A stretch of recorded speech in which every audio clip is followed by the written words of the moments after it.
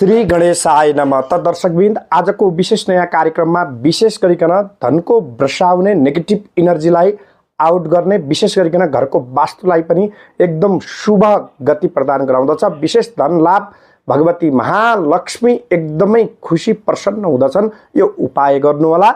यदि स्त्री जाति हुनुहुन्छ भने अझै उत्तम।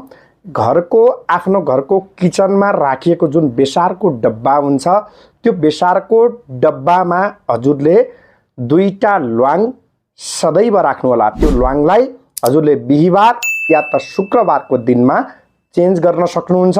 त्यो 2टा ल्वाङ जुन रहेको छ, प्रत्येक हप्तामा हजुरले त्यो ल्वाङलाई नयाँ अर्को ल्वाङ राख्नुहोला सज्जनवृन्द। यसले हजुरको घर गृहमा एकदम शुभ र व्यापार व्यवसाय हर चिजमा शुभ गति हुन्छ। धन लाभ भाग्य चम्किन्छ, मालामालको स्थिति हुँदछ सज्जनवृन्द।